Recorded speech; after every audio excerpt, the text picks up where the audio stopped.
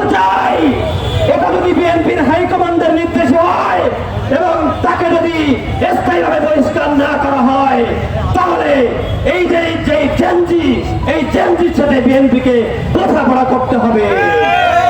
আমরা বলতে চাই, তারেক রহমান, আমরা আপনাকে শ্রদ্ধা করি।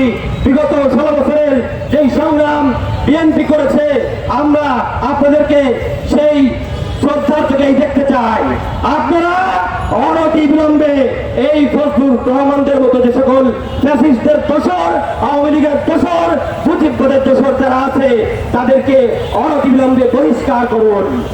একই সাথে আমরা বলতে চাই, এই ইন্টারিম সরকার যারা জুলাই গণঅভ্যুত্থানের 2000 শহীদের রক্তের উপরে দাঁড়িয়ে আছে, এই যেই ফ্যাসিবাদের দোসর প্রকাশ্যে সরাসরি জুলাই গণঅভ্যুত্থানের বিরুদ্ধে অবস্থান নিচ্ছে, এই ইন্টারিম সরকার গত 1 বছরে কি করেছে? তাকে কেন আইনের আওতায় আনা হয়নি? অনতিবিলম্বে ইন্টারিম সরকারকে আমরা অনুরোধ করব, এই ফ্যাসিবাদের দোসর ফজলুর রহমানকে বিচারের আওতায় আনতে হবে। এবং ফজলুর রহমান যদি বাংলাদেশে থাকতে চায়, তাহলে তাকে অনতিবিলম্বে ক্ষমা প্রার্থনা করে বাংলাদেশে থাকতে হবে। আগামীর বাংলাদেশ জুলাই গণঅভ্যুত্থানের শক্তির বাংলাদেশ। যারা বাংলাদেশে থাকতে চায়, যারা বাংলাদেশে রাজনীতি করতে চায়, তাদেরকে জুলাইয়ের আকাঙ্ক্ষাকে, জুলাই গণঅভ্যুত্থানের স্পিরিটকে ধারণ করেই বাংলাদেশে থাকতে হবে। ধন্যবাদ সবাইকে।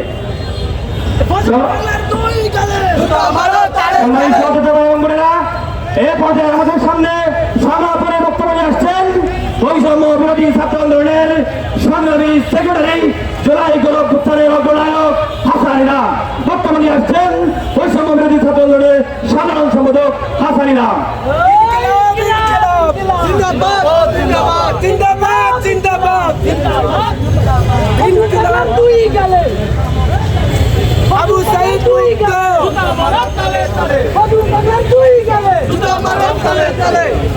আজকে সকালে ঘুম থেকে ওঠার পরে দেখলাম বিএনপির ভারপ্রাপ্ত চেয়ারম্যান তারেক রহমান নাকি জুলাই গণঅভ্যুত্থানের কালো শক্তি,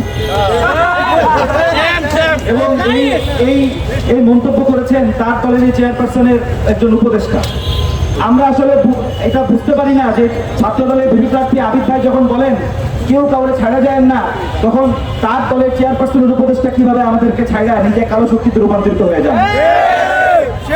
আমরা বৈষম্য বিরোধী ছাত্র আন্দোলনের পক্ষ থেকে এতক্ষণ আমাদের বিপ্লব নেতাকর্মীরা বক্তব্য দিয়েছেন। আপনারা এই কালো ধোয়ার মাঝখানে বসে, বিপ্লবের আগুনের মাঝখানে বসে অনেকক্ষণ ভিডিও ধারণ করেছেন। আমি খুব বেশি আমার বক্তব্য দীর্ঘায়িত করবো না। আমি খুব সংক্ষেপে বলতে চাই যে এই জুলাই গণঅভ্যুত্থানের পর একটা বিপ্লবী সরকার হওয়ার কথা ছিল, হয় নাই। জুলাই ঘোষণাপত্রে যে ঘোষণাপত্র প্রধান উপদেষ্টা পাঠ করেছেন, সেইখানে বাংলাদেশের ছাত্র জনতার বিপ্লবীদের কোনো বিন্দুমাত্র অংশগ্রহণ নাই।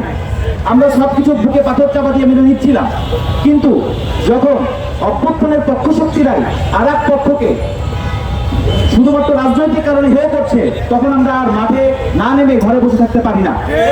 আপনারা দেখেছেন যে জুলাই গণঅভ্যুত্থানের প্ল্যাটফর্ম বৈষম্য বিরোধী ছাত্র আন্দোলন, সভা, সেমিনার, বিভিন্ন ধরনের সিম্পোজিয়াম করছিল। আজকে তার এই বক্তব্যের কারণে আমাদেরকে আবার মাঠে নেমে আসতে হয়েছে। আমরা যেহেতু মাঠে নেমে এসেছি, আমরা খুব স্পষ্টভাবে বলছি যে মৌলিক সংস্কার এবং শহীদদের বিচার, এইগুলো ছাড়া কোনোভাবে কিন্তু বাংলাদেশের নির্বাচন হবে না।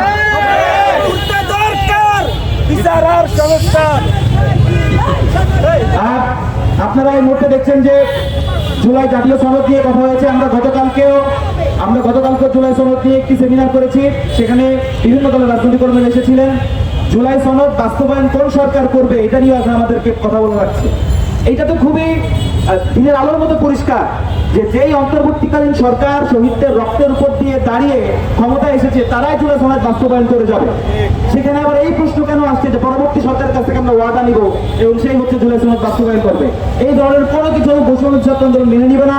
জুলাই সনদ বাস্তবায়ন করতে হবে এই অন্তর্বর্তীকালীন সরকারের আমলে, এবং মৌলিক সংস্কারগুলো বাস্তবায়ন করতে হবে। এবং একই সঙ্গে এই যে বিচার 1000, আপনারা জুলাই ঘোষণাপত্রে বলছেন 1000, আবার এখানে আপনার জাতিসংঘের রিপোর্টে 1400, এত কেন জুলাই শহীদদের সংখ্যা নিয়ে 9-6? গত 1 বছরে এই যে জুলাই শহীদদের পূর্ণাঙ্গ তালিকা করা হয় না, এর ব্যর্থতা আনুষ্ঠানিকভাবে এই অন্তর্বর্তী সরকারকে নিতে হবে। যারা দায়িত্বে ছিলেন তাদের সবাইকে আনুষ্ঠানিকভাবে ক্ষমা প্রার্থনা করতে হবে, নিঃশর্ত ক্ষমা প্রার্থনা করবে। একই সঙ্গে এই যে আহতদেরকে পুনর্বাসন এখনো পর্যন্ত হয় নাই, এখনো আমার এই যে পাশে পিজি হসপিটাল, এখনো আপনারা গিয়ে দেখবেন হসপিটালের বেডে আমার আহত ভাইরা পায়ের মধ্যে বুলেট নিয়ে শুয়ে আছে। এই বুলেটটা যে এখনো তার শরীরের মধ্যে আছে, তাকে এখনো চিকিৎসার ব্যবস্থা করা হয় নাই। এইটার ব্যর্থতা অন্তর্বর্তীকালীন সরকারের নিতে হবে।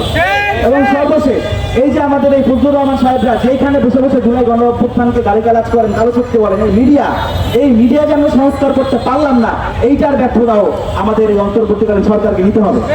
এবং সর্বশেষ আমি স্পষ্ট করে বলতে চাই, এই বক্তব্য আমার একার নয়, বৈষম্য ছাত্র উন্নয়নের সংগ্রামী সভাপতি, তিনি অস্ত্রোত্তর আসতে পারেন, তিনি আমাদের বক্তব্য শুনে সংহতি জানিয়েছেন।